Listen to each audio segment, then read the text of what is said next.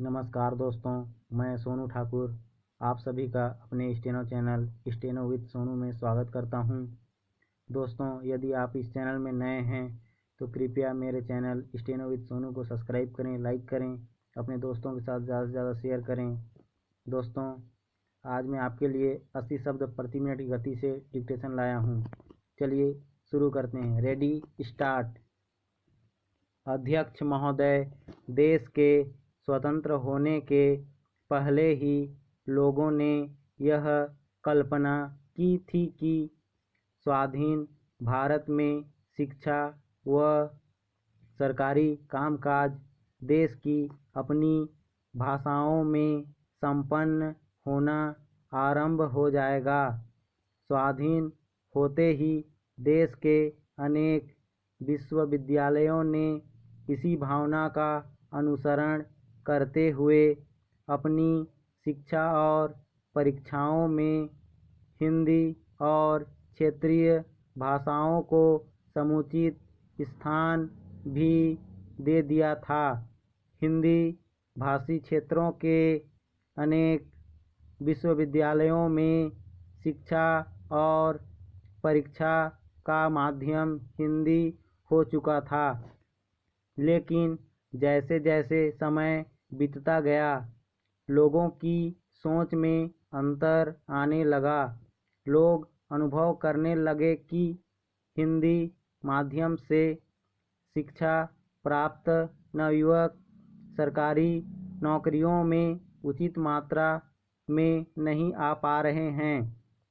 उच्च शिक्षा की तो बात अलग थी, पर छोटे स्तर के पदों को प्राप्त करना भी उनके लिए बहुत कठिन हो गया था, क्योंकि सरकारी पदों पर भर्ती के लिए अंग्रेजी आवश्यक थी। ऐसी स्थिति को देखते हुए जनता के मन में यह प्रश्न उठना स्वाभाविक था कि क्यों न शिक्षा का माध्यम फिर से अंग्रेजी कर दिया जाए। ऐसी बदलती सामाजिक धारणा को रोकना आवश्यक था, क्योंकि देश की अपनी भाषाओं को समुचित स्थान न मिलना राष्ट्रीय हित में नहीं था। अतः सरकार ने सरकारी पदों पर भर्ती की परीक्षाओं में हिंदी व अन्य क्षेत्रीय भाषाओं को मान्यता प्रदान कर दी।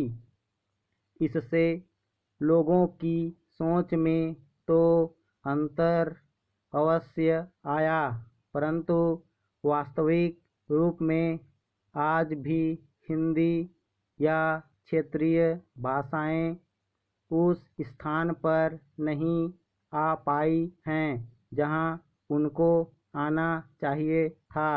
पैरा, केंद्र सरकार ने भी अपना सरकारी कार्य हिंदी में संपन्न करने के लिए अनेक प्रावधान किए, सरकारी आदेश जारी किए, प्रशासनिक कार्य हिंदी में करने के लिए काफ़ी बल दिया, परंतु केवल सरकारी आदेशों से कोई कार्य तब तक सिद्ध नहीं हो सकता जब तक उस कार्य को वास्तविक स्वरूप प्रदान करने वालों की मानसिकता न बदले।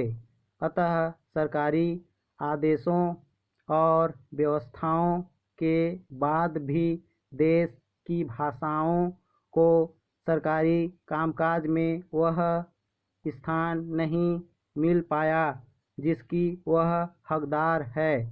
इससे हमें दुख होता है और हम इसका दोष एक दूसरे पर डालने का प्रयास करते हैं। इस संबंध में मेरा यह मानना है कि इसके लिए किसी न किसी हद तक हम हिंदी भाषी वर्ग के लोग भी दोषी हैं। यदि इस देश का सबसे बड़ा भाग अपने सारे व्यक्तिगत काम हिंदी भाषा में करना आरंभ कर दें तो सरकार को भी साधन जुटाने पड़ेंगे। स्टॉप। दोस्तों, यदि आपको मेरी डिक्टेशन अच्छी लगी तो मेरे चैनल को सब्सक्राइब करें, लाइक करें, शेयर करें। दोस्तों, यदि आपको इसकी PDF चाहिए तो दोस्तों आप कमेंट करें अपने नंबर को। मैं आपका नंबर अपने व्हाट्सएप ग्रुप में ज्वाइन कर दूंगा। धन्यवाद।